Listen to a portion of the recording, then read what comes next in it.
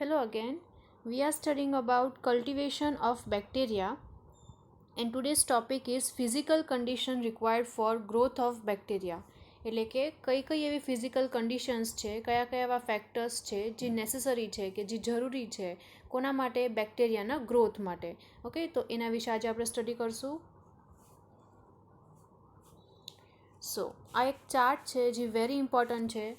Physical ફેક્ટર્સને divide કરીને અલગ અલગ કેટેગરીઝમાં બતાવે છે. ફર્સ્ટ જે છે ફિઝિકલ ફેક્ટર્સ જે આપણે ડિવાઈડ કરી શકીએ ટેમ્પરેચરમાં, પીએચમાં, ઓસ્મોટિક કન્ડિશન ઉપર અને લાસ્ટ છે એ છે બેસિસ અપોન પ્રેશર. ઓકે, તો ટેમ્પરેચર, પીએચ, ઓસ્મોટિક કન્ડિશન અને પ્રેશર આ ચાર એવા ફિઝિકલ ફેક્ટર્સ છે જે નેસેસરી હોય કે જે જરૂરી છે, ઇમ્પોર્ટન્ટ છે બેક્ટેરિયાના ગ્રોથ માટે. ફાઇન, તો ફર્સ્ટ આપણે જોઈ લઈએ ટેમ્પરેચરના વિશે. નાવ ટેમ્પરેચર અગેન આગળ ડિવાઈડ કર્યું છે. કોલ્ડ ટેમ્પરેચર હોય, વોર્મ ટેમ્પરેચર હોય અને હોટ ટેમ્પરેચર હોય. બરાબર, કોલ્ડ એટલે કે જે એકદમ ઓછું ટેમ્પરેચર હોય, 0થી લઈને 20-25 સેલ્સિયસ સુધીનું જે ટેમ્પરેચર હોય એને આપણે કોલ્ડ કહીએ. વોર્મ ક્યારે કહીએ તો 20થી લઈને 27-30 સુધીનું જે ટેમ્પરેચર હોય એને આપણે વોર્મ કહીએ. અને હોટ ક્યારે કહીશું જ્યારે વધારે 50 ડિગ્રી સેલ્સિયસ, 60 એના અબવ જે ટેમ્પરેચર હશે એને આપણે હોટ કહીએ. તો એવા ઓર્ગેનિઝમ, એવા બેક્ટેરિયા જેના ગ્રોથ માટે કોલ્ડ ટેમ્પરેચર જ નેસેસરી છે, એવા બેક્ટેરિયાને આપણે સેક્રોફાઇલ્સ કહીશું. Fine, so the bacteria which can grow in cold temperature, cold environment, that bacteria are known as સેક્રોફાઇલ્સ. હવે કોલ્ડ ટેમ્પરેચરમાં પણ આગળ બે કેટેગરી કરી છે, સેક્રોફાઇલ્સ અને સેક્રોટ્રોપ્સ. તો અગેન આનું ઓપ્ટિમમ ટેમ્પરેચર અપ્રોક્સિમેટલી 15 ડિગ્રી સેલ્સિયસથી લઈને 25 ડિગ્રી સેલ્સિયસ સુધીનું એક રેન્જ હશે જેના અંદર સેક્રોફાઇલ્સ નામના જે બેક્ટેરિયા છે એ ઓપ્ટિમમ રીતે ગ્રો થઈ શકશે. What do mean by optimum? તો કે એવું ટેમ્પરેચર જે એના માટે વધારેમાં વધારે સારું હોય, એટલે કે એ ટેમ્પરેચર ઉપર વધારેમાં વધારે ગ્રોથ થઈ શકે. દેટ ટેમ્પરેચર કે દેટ પીએચ કે દેટ ઓસ્મોટિક કન્ડિશન કે પછી એ પ્રેશર જે છે એને આપણે ઓપ્ટિમમ કહીશું. ઓકે, એવો પોઈન્ટ જ્યાં વધારેમાં વધારે ગ્રોથ થઈ શકે બેક્ટેરિયાનો. સો એ છે. નેક્સ્ટ આપણે વાત કરશું વોર્મ ટેમ્પરેચરની. નાવ એની અંદર એક જ ડિવિઝન છે આગળ જે છે મેઝોફાઇલ્સ. એવા બેક્ટેરિયા જે વોર્મ ટેમ્પરેચર ઉપર ગ્રો થાય, such bacteria are called as mesophiles. Temperature is approximately 30 to 37 degree Celsius. Next category છે એટલે એવા ઓર્ગેનિઝમની જેને સર્વાઈવ કરવા માટે, ગ્રોથ માટે હોટ ક્લાઇમેટ જોઈએ, હોટ ટેમ્પરેચર જોઈએ. અગેન એમાં બે ડિવિઝન છે. First is thermophiles and second is hyper thermophiles. Thermophiles એટલે એવા ઓર્ગેનિઝમ જે હાઈ ટેમ્પરેચર ઉપર ગ્રો થઈ શકે, અપ્રોક્સિમેટલી અબાઉટ 60 ડિગ્રી સેલ્સિયસ. અને હાઇપર થર્મોફાઇલ્સ એટલે શું? તો એને હજી વધારે હોટ ટેમ્પરેચર જોશે, હજી વધારે હાઈ ટેમ્પરેચર જોશે. For example approximately 95 degree Celsius. So based upon temperature we can categorised organism into psychrophiles, mesophiles અને થર્મોફાઇલ્સ. ફાઇન. નેક્સ્ટ છે ફેક્ટર એ છે about pH. In pH again 3 categories: acidophiles, neutrophiles અને alkalophiles. એસિડોફાઇલ્સ એટલે એવા organism જેના growth માટે acidic condition જોશે. ન્યુટ્રોફાઇલ્સ એટલે એવા ઓર્ગેનિઝમ જેના ગ્રોથ માટે ન્યુટ્રલ કન્ડિશન જોશે. અને લાસ્ટ એલ્કેલોફાઇલ્સ એટલે એવા ઓર્ગેનિઝમ જેના ગ્રોથ માટે બેસિક કન્ડિશન જોશે. રાઈટ? સો એસિડોફાઇલ્સના ગ્રોથ માટે આપણે પીએચને લો રાખવો પડશે, લો પીએચ. રાઈટ? લો પીએચ એટલે શું? એસિડિક પીએચ હોય. ન્યુટ્રોફાઇલ્સના ગ્રોથ માટે આપણે પીએચ કેટલું રાખવું પડશે? Neutral, around 7. અને એલ્કેલોફાઇલ્સના ગ્રોથ માટે આપણે 7થી વધારે, મોર દેન 7 પીએચ રાખવું પડશે. રાઈટ? જેમ કે 8 છે, 9 છે, 10 છે, ડિપેન્ડ કરે કયા ઓર્ગેનિઝમને આપણે ગ્રો કરવા છે. Fine. So based upon pH again 3 categories: acidophiles, neutrophiles and alkalophiles. Next is about osmotic condition. એટલે કે ઓસ્મોટિક કન્ડિશન એટલે શું હોય? તો કે ટોલરન્સ ઓફ NaCl. NaClને કેટલું ટોલરેટ કરી શકે છે એના ઉપર ડિપેન્ડ હોય ઓસ્મોસિસનો પ્રોસેસ. તો આ ફેક્ટરના અંદર non halophile, halo tolerant, halophiles up to 15% જે ટોલરેટ કરી શકે, અને નેક્સ્ટ કેટેગરી છે એ છે એક્સ્ટ્રીમ હેલોફાઇલ્સ, જે 15%થી વધારે પણ NaClનું કોન્સન્ટ્રેશન હોય તો પણ એ લોકો એવા કોન્સન્ટ્રેશનમાં પણ ગ્રો થઈ શકે. So based on osmotic condition કે પછી based on tolerance for NaCl, એના ઉપર આપણે 4 કેટેગરી ડિવાઈડ કરી શકીએ આગળ. નોન હેનોફાઇલ્સ એટલે કે એવા ઓર્ગેનિઝમ જે આ કન્ડિશનમાં સર્વાઈવ નહીં કરી શકે, they are called non halophile. Halo tolerant એટલે કે એવા ઓર્ગેનિઝમ જે NaClના કોન્સન્ટ્રેશનને ટોલરેટ કરી શકશે. નેક્સ્ટ કેટેગરી છે એ છે હેલોફાઇલ્સ અપ ટુ 15%, એટલે કે એવા ઓર્ગેનિઝમ જે 15%નું કોન્સન્ટ્રેશન હશે NaClનું ત્યાં સુધી સર્વાઈવ કરી શકશે, ત્યાં સુધી ગ્રો કરી શકશે. અગર 15થી વધારે કોન્સન્ટ્રેશન વધે છે દેન એ લોકો કિલ થઈ જશે, ડાઈ થઈ જશે. અને લાસ્ટ કેટેગરી છે જે છે એક્સ્ટ્રીમ હેલોફાઇલ્સ. વર્ડથી આપણે ખબર પડે એક્સ્ટ્રીમ એટલે શું, કે વધારે એકદમ એડવર્સ કન્ડિશન. એક્સ્ટ્રીમ હેલોફાઇલ્સ એટલે એવા ઓર્ગેનિઝમ જે 15% ઓફ NaCl કરતાં અગર વધારે કોન્સન્ટ્રેશન હશે then to a higher concentration of NaClમાં પણ સર્વાઈવ કરશે, એમાં ગ્રો થઈ શકશે. And last category is about pressure. તો એવા ઓર્ગેનિઝમ જે હાઈ પ્રેશરને ટોલરેટ કરી શકે, સચ ઓર્ગેનિઝમ આર કોલ્ડ બેરોફાઇલ્સ. નાઉ ક્વેશ્ચન કમ્સ કે હાઈ પ્રેશર કયા કન્ડિશનમાં પ્રેઝન્ટ હશે? તો ઓશન છે, જ્યાં સી વોટર છે, તો સી જે છે એના એકદમ ડીપ લેયરમાં વોટરનું એકદમ વધારે અમાઉન્ટમાં પ્રેશર ક્રિએટ થતું હોય. તો જરૂરી નથી ને કે એવા હાઈ પ્રેશર એરિયામાં બેક્ટેરિયા ના હોય, માઇક્રો ઓર્ગેનિઝમ હોય જ નહીં, એવું તો નથી થતું. બેક્ટેરિયા હર એક જગ્યાએ પ્રેઝન્ટ હોય છે.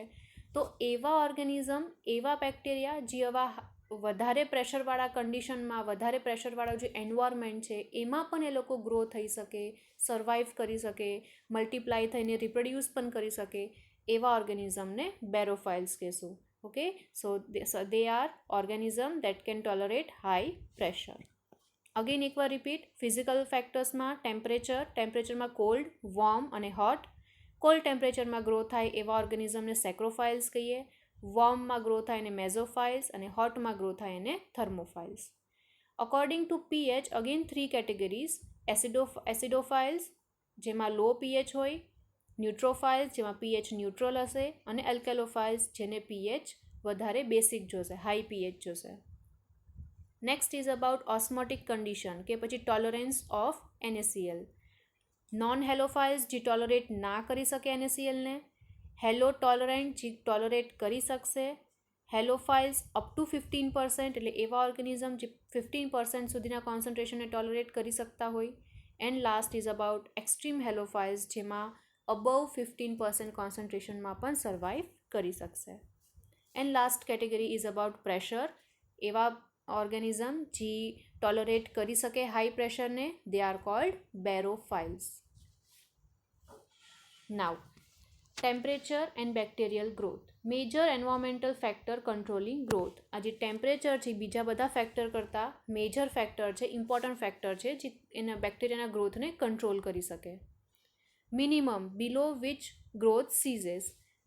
મિનિમમ ટેમ્પરેચર કોને કહેવાશે? એવું ટેમ્પરેચર જેના પછી ગ્રોથ એકદમ સ્ટોપ થઈ જાય. ઓપ્ટિમમ ટેમ્પરેચર કોને કહેવાય? જ્યાં મેક્સિમમ ગ્રોથ થશે. અને મેક્સિમમ કોને કહેવાશે? તો કે ઓપ્ટિમમ કરતાં પણ જે વધારે અગર તમે ટેમ્પરેચર વધારશો તો એ મેક્સિમમ કેટેગરીમાં ગણાઈ જશે. ઓકે, સો મિનિમમ જે એના પછી બિલકુલ ગ્રો નહીં થશે, ઓપ્ટિમમ જ્યાં વધારેમાં વધારે ગ્રોથ થશે, અને મેક્સિમમ જ્યાં ઓપ્ટિમમથી પણ અગર વધારે ટેમ્પરેચર વધારો છો that comes under maximum category, but ત્યાં વધારે ગ્રોથ નહીં થશે. ઓકે, ઓપ્ટિમમ ટેમ્પરેચર ઉપર જ વધારે ગ્રો થશે. એક તમને ગ્રાફ દીધો છે જેમાં તમે જોઈ શકો હિયર મિનિમમ ગ્રોથ. બેક્ટેરિયાનો ગ્રોથ ધીરે ધીરે એકદમ મિનિમમ છે, એકદમ ઓછો છે. પછી એક પોઈન્ટ આવે જ્યાં એનો ગ્રોથ વધારેમાં વધારે થઈ જાય છે, તો that is called as optimum temperature. અને એનાથી પણ અગર વધારે તમે ટેમ્પરેચર વધારશો ને તો ગ્રોથ ત્યાં સ્ટોપ થઈ જશે, એકદમ નીચે ગ્રાફ આવી જશે. Okay, so this graph shows us the growth of bacteria according to temperature change. જેમ જેમ ટેમ્પરેચર વધારો છો તમે એવી રીતના ગ્રોથ પણ ધીરે ધીરે વધે છે. પણ એક પોઈન્ટ આવશે જેને આપણે ઓપ્ટિમમ ટેમ્પરેચર કહીએ, ત્યાં વધારેમાં વધારે ગ્રોથ થશે. એનાથી વધારે હજી ટેમ્પરેચરને વધારશો તમે તો પછી પાછો ગ્રોથ જે છે એ એકદમ સ્લોપ, એકદમ જેનો ગ્રાફ હતો એ એકદમ નીચે આવી જશે. શું કામે? કેમ કે એટલા વધારે ટેમ્પરેચર ઉપર બેક્ટેરિયા ગ્રો નથી થઈ શકતા, એ લોકો કિલ થઈ જાય છે એટલા માટે. Fine. Now based upon temperature આપણે સેક્રોફાઇલ્સ કીધું હતું, બેસ્ટ ગ્રો લો ટેમ્પરેચર ઉપર બેસ્ટ રીતના ગ્રો થાય. Produce enzyme that functions optimally in cold. Psychrophiles જે ઓર્ગેનિઝમ છે એ એવા એન્ઝાઇમ બનાવશે જે કોલ્ડ ટેમ્પરેચરમાં વધારેમાં વધારે કામ કરી શકતા હોય. Membrane contain high content of poly unsaturated fatty acid. Important point છે આ. સેક્રોફાઇલ્સના મેમ્બ્રેનમાં શું હશે? હાઈ કન્ટેન્ટમાં, વધારે અમાઉન્ટમાં શું હશે? પોલી અનસેચ્યુરેટેડ ફેટી એસિડ હશે. જી શું કરશે? મેન્ટેન કરશે rigidity at low temperature. What do mean by rigidity? મેમ્બ્રેનની એક સ્ટ્રોંગનેસ હોય, રાઈટ, ફર્મ હોય, હાર્ડ સ્ટ્રક્ચર હોય મેમ્બ્રેન. હાર્ડ સ્ટ્રક્ચર મેન્ટેન રાખવાનું કામ કોનું હશે? પોલી અનસેચ્યુરેટેડ ફેટી એસિડનું. અને આ ક્યાં પ્રેઝન્ટ હશે? સેક્રોફાઇલ્સના મેમ્બ્રેનમાં. અમુક એક્ઝામ્પલ દીધા છે ઓર્ગેનિઝમ્સના જે સેક્રોફાઇલ કેટેગરીમાં આપણે પ્લેસ કરી શકીએ. યેસેરિયા, Listeria, Pseudomonas etcetera. Saccharotrophes grow optimally at 15 degrees Celsius but can grow in refrigerate temperature. Refrigerator એટલે ફ્રીજમાં પણ ગ્રો થઈ શકે સેક્રોફાઇલ્સ. અગેન અહીંયા એક રેન્જ હોય છે 15થી લઈને 20 ડિગ્રી સેલ્સિયસ સુધીની. Okay. Next is about mesophiles. Temperature range કેટલું હશે એના ગ્રોથ માટે? 25થી લઈને 45 ડિગ્રી સેલ્સિયસ સુધી. પણ ઓપ્ટિમમ ગ્રોથ ટેમ્પરેચર કેટલું છે? વધારેમાં વધારે એક્ટિવિટી ક્યાં કરશે મેઝોફાઇલ્સ ઓર્ગેનિઝમ? તો છે 37 ડિગ્રી સેલ્સિયસ ઉપર. Are mostly pathogenic bacteria. વધારે કરીને મેઝોફાઇલ્સ આ કેટેગરીમાં જે પણ બેક્ટેરિયા આવે એ બધા કેવા હશે? પેથોજેનિક બેક્ટેરિયા હશે, એટલે કે એવા ઓર્ગેનિઝમ જે ડિઝીઝ કોઝ કરી શકે. અમુક એક્ઝામ્પલ છે મેઝોફાઇલ્સના: Escherichia coli, Staphylococcus aureus etcetera. Next is about thermophiles and હાઇપરથર્મોફાઇલ્સ.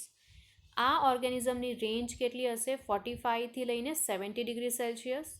Content heat stable enzymes and protein. Again important, very important point. Normally જે પ્રોટીન હોય એને જ્યારે તમે હીટ કરો ને તો પ્રોટીન ડીનેચર થઈ જાય, બરાબર?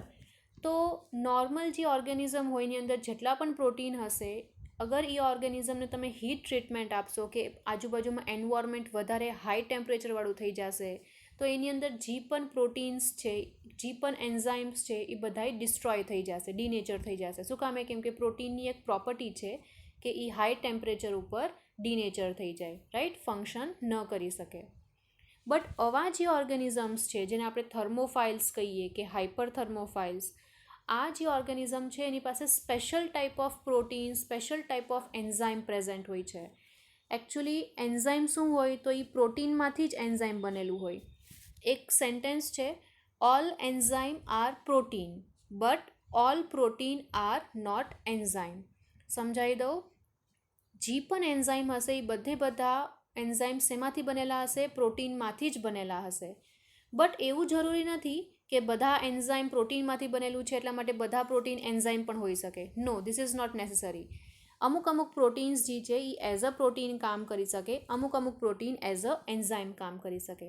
એટલા માટે આ ફ્રેઝ છે કે ઓલ એન્ઝાઇમ આર પ્રોટીન. બધા જ એન્ઝાઇમ પ્રોટીનમાંથી જ બનેલા છે. But all protein are not enzyme. બધા જ પ્રોટીન એન્ઝાઇમ ના હોય. Fine.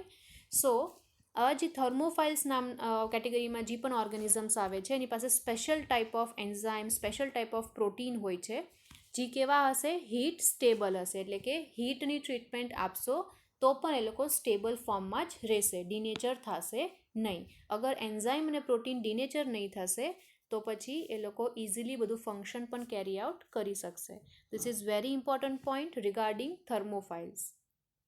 Next point: membrane contains lipids rich in saturated fatty acid and stabilizes the membrane at high temperature.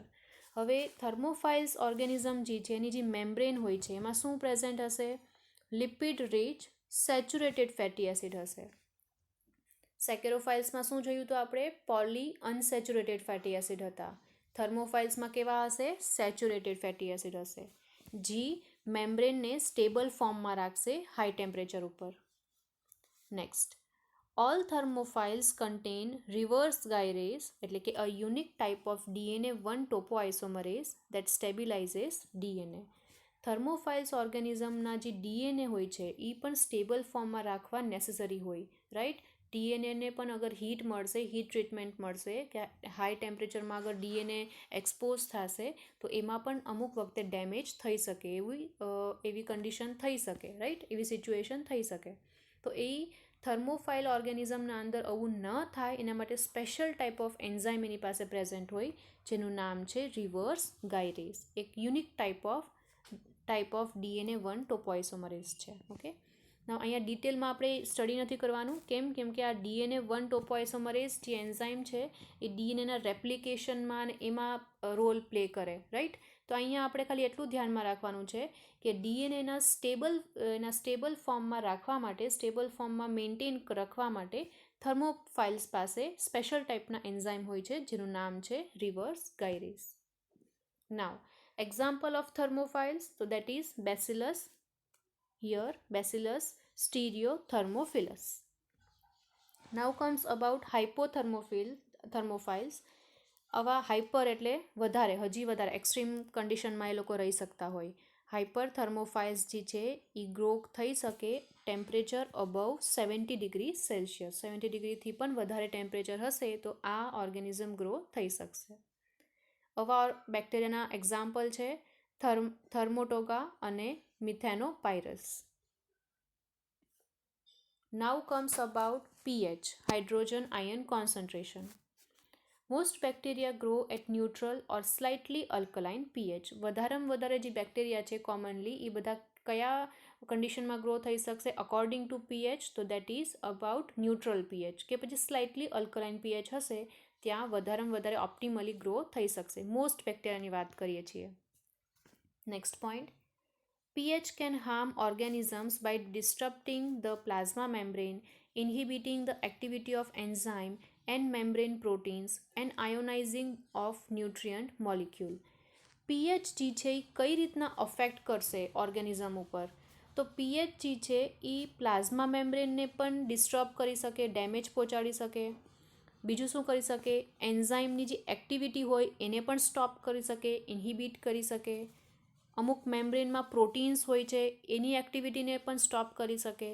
અને લાસ્ટ છે એ છે ન્યુટ્રિયન્ટ મોલિક્યુલ્સ જે હોય એનું આયોનાઇઝેશન રિએક્શન પણ કેરી આઉટ કરી શકે. સો પીએચ જે છે આટલા માટે વેરી ઇમ્પોર્ટન્ટ થઈ જાય આ ફેક્ટર. કેમ કે પીએચ અગર વધારે હશે કે ઓછો હશે કે ઓપ્ટિમમ નહીં હશે તો ઓર્ગેનિઝમની અંદર વધારે અમાઉન્ટમાં ડેમેજ પહોંચશે. કયા પાર્ટમાં? પ્લાઝમા મેમ્બ્રેનમાં, એન્ઝાઇમ્સમાં, મેમ્બ્રેન પ્રોટીન્સમાં અને ન્યુટ્રિયન્ટ મોલિક્યુલ્સમાં. દેટ્સ વાય પીએચનું જે કન્ડિશન હોય છે કે એન્વાયરમેન્ટમાં કેટલું પીએચ છે એ પણ વેરી ઇમ્પોર્ટન્ટ ફેક્ટર છે. નાવ એના ક્લાસિફિકેશનમાં અગેન એસિડોફાઇલ્સ, ન્યુટ્રોફાઇલ્સ અને અલ્કેલોફાઇલ્સ. એસિડોફાઇલ્સ જે ઓર્ગેનિઝમ છે એ એસિડિક પીએચમાં ગ્રો થશે. રેન્જ કેટલી છે? Less than 5. એક્ઝામ્પલ ઓર્ગેનિઝમના Lactobacillus species, Thiobacillus species etcetera. આ બેક્ટેરિયાના નામ છે જે કેવા છે? એસિડોફાઇલ્સ છે. Next comes neutrophiles. તો આવા ઓર્ગેનિઝમની પીએચની રેન્જ કેટલી હશે? 5થી ઉપર અને 8થી નીચે. Okay, so more than 5 and less than 8 આ એની પીએચ રેન્જ હશે, એટલે કે 5 to 8ના વચ્ચે. Next, maintains pH by exchanging potassium ion with proton by antipode transport system. ન્યુટ્રોફાઇલ્સ જે છે એનું પીએચ કઈ રીતના મેન્ટેન રાખે છે, કઈ રીતના બેલેન્સ રાખી શકશે? તો લોકો એક મેકેનિઝમ યુઝ કરે. કયું મેકેનિઝમ? પોટેશિયમ આયનને એક્સચેન્જ કરવાનું, રાઈટ? અને એ સિસ્ટમ જે છે ટ્રાન્સપોર્ટ કરવાની જે સિસ્ટમ છે એનું નામ છે antiport transport system. Many pathogenic bacteria are neutrophils. અમુક એવા પેથોજેનિક બેક્ટેરિયા પણ હોય છે જે ન્યુટ્રોફિલ કેટેગરીમાં આવે. Last is about alkalophiles. PH range છે અબવ 8, 8થી વધારે જે પણ પીએચમાં ગ્રો થતા હોય એ બધા ઓર્ગેનિઝમ એલ્કેલોફાઇલ્સ કહેવાશે. Maintain pH by exchanging internal sodium ion for external proton.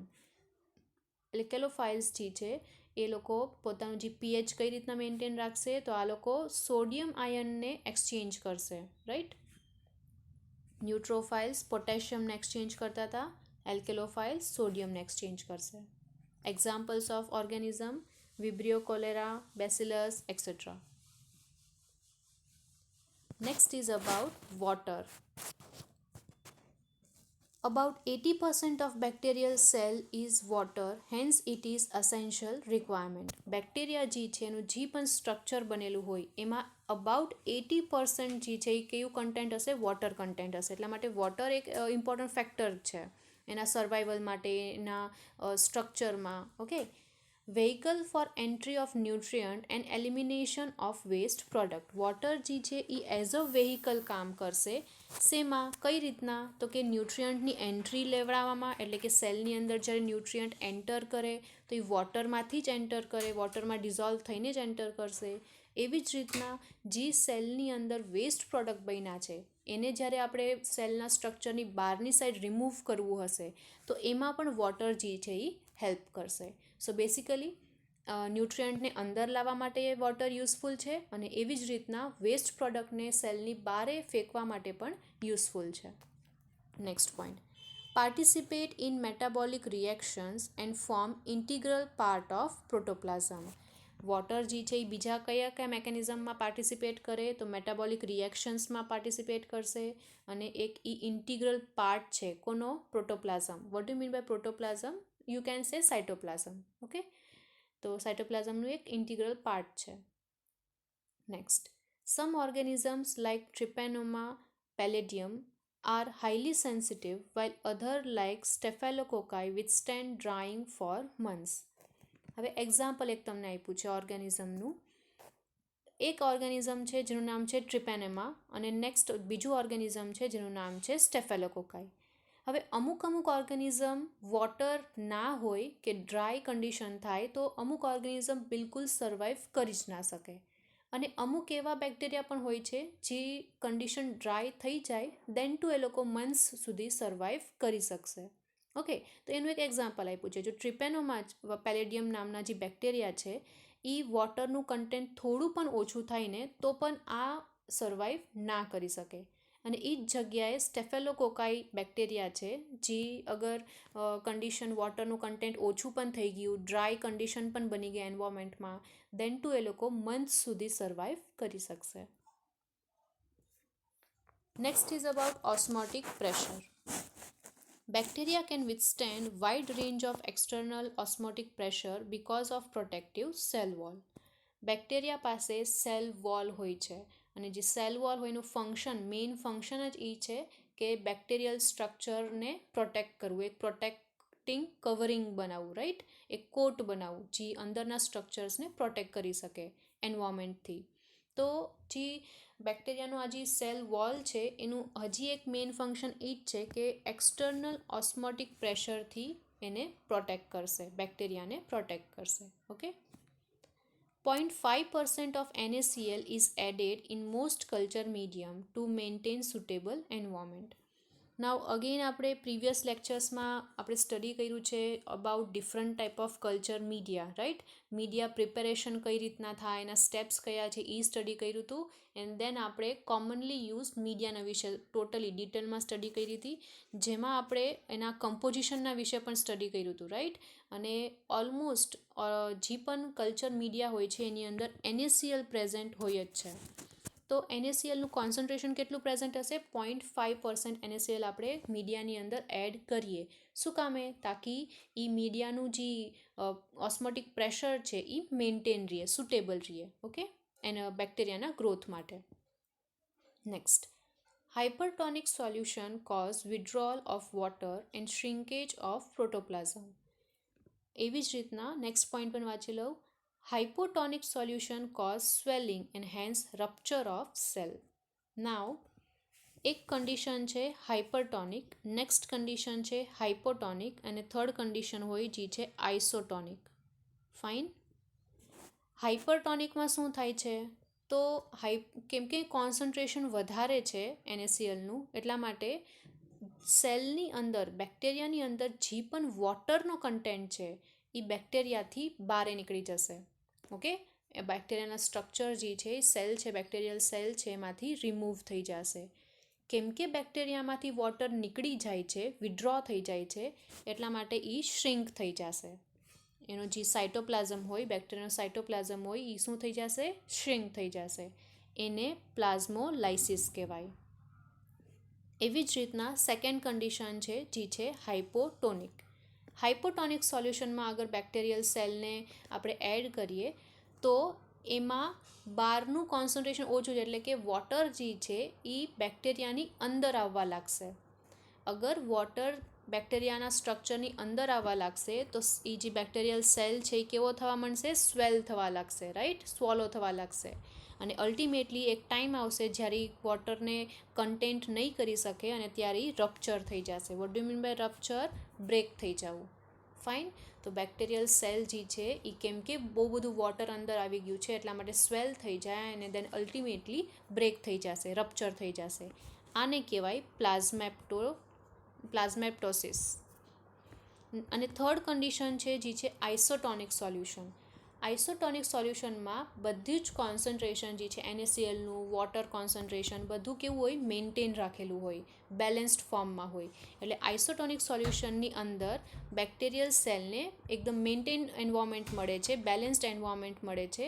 એટલા માટે એ લોકો સુટેબલી ગ્રો થશે, અલ્ટિમેટલી મલ્ટીપ્લાય કરી શકશે અને રિપ્રોડક્શન પણ કરી શકશે. Fine. So this is all about osmotic pressure and different type of solution which can have effect on bacterial structure. Now, some bacteria grow at high pressure. અમુક એવા bacteria હોય છે જે હાઈ પ્રેશર ઉપર grow થઈ શકતા હોય. કેટલું હાઈ પ્રેશર? તો અબાઉટ 400 to 500 એટમોસ્ફિયરિક પ્રેશર ઉપર. અને આટલું વધારે પ્રેશર ક્યાં જોવા મળે? Deep સીમાં.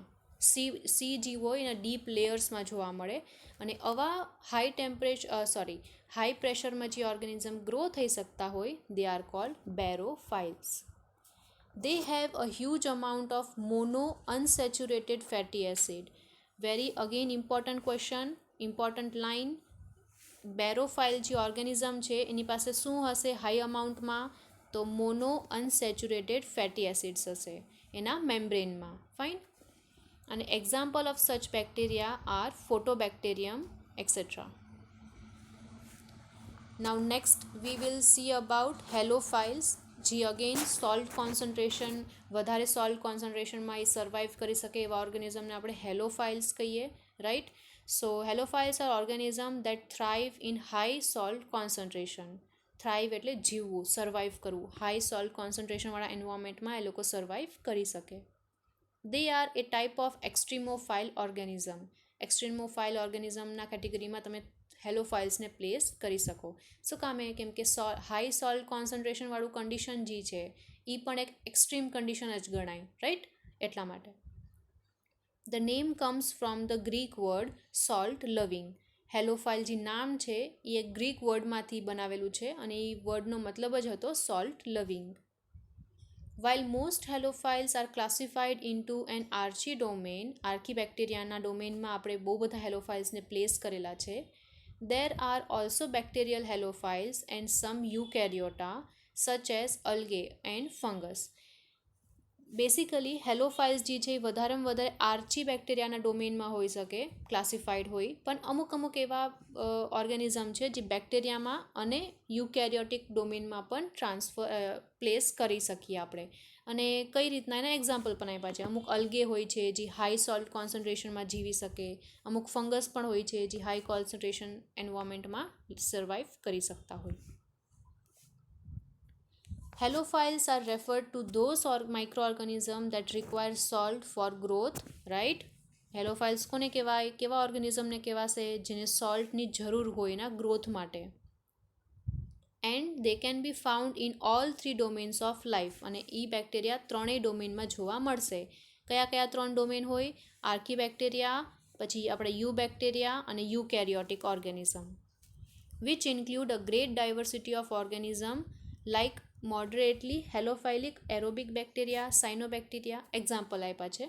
Okay, cyanobacteria, sulfur oxidizing bacteria, heterophilic bacteria, anaerobic bacteria, etc. etc.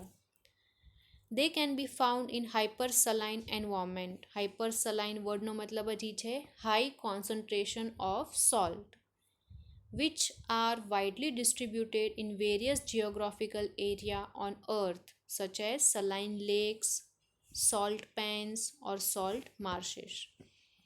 હાઇપરસલાઇન environment earth ઉપર બહુ બધી જગ્યાએ બહુ બધા એરિયાઝ એવા છે જ્યાં સોલ્ટનું કોન્સન્ટ્રેશન હાઈ હોય છે. કયા કયા એરિયાઝ હોય? સોલ્ટ લેક્સ છે, અમુક સી પણ હોય છે, જે ડેડ સી એક એક્ઝામ્પલ છે. એ સીની અંદર સોલ્ટનું કોન્સન્ટ્રેશન એક્સ્ટ્રીમ અમાઉન્ટ ઉપર છે. ઓકે, તો એવા એન્વાયરમેન્ટમાં પણ બેક્ટેરિયા સર્વાઈવ કરી શકે છે અને દે આર કોલ્ડ હેલોફાઇલ્સ. એક એક્ઝામ્પલ છે ગ્રેટ સોલ્ટ લેકનું, જે યુનાઇટેડ સ્ટેટ્સમાં છે. અને એ જે લેક છે એનું એવરેજ સોલ્ટ કોન્સન્ટ્રેશન અબાઉટ 13% છે.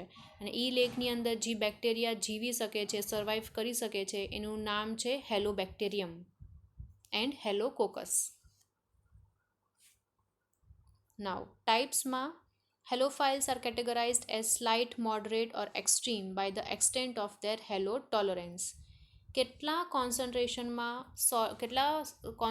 ઓફ સોલ્ટને ટોલરેટ કરી શકે છે, આ બેસિસ ઉપર એને આપણે ડિવાઈડ કરી શકીએ, કેટેગરાઇઝડ કરી શકીએ. કયા કયા ફોર્મમાં?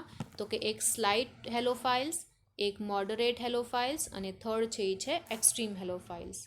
સ્લાઇટ હેલોફાઇલ્સ કેટલું પ્રિફર કરશે કોન્સન્ટ્રેશન? 0.3 to 0.8 molar. ઓકે, એટલે અપ્રોક્સિમેટલી 4.8% સી વોટર થઈ શકે.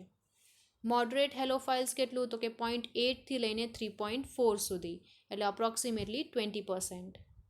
અને એક્સ્ટ્રીમ હેલોફાઇલ્સ તો કે 3.4થી 5.1, એટલે કે 30% ઓફ સોલ્ટ કન્ટેન્ટ સુધી એ લોકો સર્વાઈવ કરી શકશે. Okay, so this is all about types of helophiles. Graph દીધો છે જેમાં તમે જોઈ શકો હેલો ટોલરન્ટ ફર્સ્ટ જે છે એ નોન હેલોફાઇલ્સ છે, એટલે કે સોલ્ટના કોન્સન્ટ્રેશનને બિલકુલ ટોલરેટ ના કરી શકે એવા ઓર્ગેનિઝમ. અને એનું ઓર્ગેનિઝમનું એક્ઝામ્પલ પણ અહીંયા મેન્શન કર્યું છે, એસ્ચેરિશિયા કોલાઈ, ઈ કોલાઈ, જે નોન હેલોફાઇલ છે. નેક્સ્ટ કમ્સ હેલો ટોલરન્ટ, એટલે કે સોલ્ટના કોન્સન્ટ્રેશનને ટોલરેટ કરી શકે એવા organism. Example is Staphylococcus aureus. Next is about halophiles, example Vibrio fischeri. And last is about extreme halophiles અને એક્ઝામ્પલ છે હેલોબેક્ટેરિયમ, જે વધારે અમાઉન્ટ ઓફ કોન્સન્ટ્રેશનને એને જોશે એના ગ્રોથ માટે. This is very good example, very good graph. એક એક્ઝામ્પલ છે હેલોબેક્ટેરિયમનું, જે એક્સ્ટ્રીમ હેલોફાઇલ છે. આ કયા ડોમેનમાં આવે છે? આર્ચી બેક્ટેરિયાના ડોમેનમાં પ્લેસ કરેલું છે. કેટલું સોલ્ટ કોન્સન્ટ્રેશન જોશે એને? Between 15% to 35%. એને સર્વાઈવ કરવા માટે આટલું કોન્સન્ટ્રેશન નેસેસરી છે. કઈ સ્ટ્રેટેજી યુઝ કરશે? Salt in strategy. Halobacterium have found in the Great Salt Lake as well as the sea. Great Salt Lake છે એની અંદર પણ હેલોબેક્ટેરિયમ જોવા મળે છે, સીના અંદર પણ હોય પ્રેઝન્ટ. ડાયગ્રામ છે, ઇમેજ છે હેલોબેક્ટેરિયમની. Next is about carbon dioxide. Small amount of CO2 is required by all bacteria, made available endogenously or exogenously. અમુક બેક્ટેરિયા હોય છે જેને સ્મોલ અમાઉન્ટ, એકદમ એટલે એકદમ સ્મોલ અમાઉન્ટમાં CO2 જોતું હોય, રિક્વાયરમેન્ટ હોય એની. અને કઈ રીતના અવેલેબલ થશે? એન્ડોજીનિયસલી કે પછી એક્ઝોજીનિયસલી. એન્ડોજીનિયસલી એટલે સેલની અંદર જ રિક્વાયરમેન્ટ પૂરી થશે, એક્ઝોજીનિયસલી એટલે બહારથી ફૂલફિલ થશે. Some organism grow best at higher CO2 tension and are called capnophilic. અમુક સ્પેશિયલ ટાઈપ ઓફ બેક્ટેરિયા હોય છે, અમુક સ્પેશિયલ ટાઈપ ઓફ ઓર્ગેનિઝમ્સ હોય છે, જે કયા કન્ડિશનમાં ગ્રો થઈ શકશે? એવી કન્ડિશન, એવું એન્વાયરમેન્ટ જ્યાં CO2નું કોન્સન્ટ્રેશન વધારે હોય. ફાઇન, CO2 ટેન્શન વધારે હોય એવા સિચ્યુએશનમાં, એવા એન્વાયરમેન્ટમાં જે ઓર્ગેનિઝમ બેસ્ટ રીતના ગ્રો થઈ શકે, they are called capnophilic organism. Example છે Brucella species, gonococcus, meningococcus, etc. So this is all about different type of factors, physical factors, which are important or which are required for bacterial growth. Thank you for watching.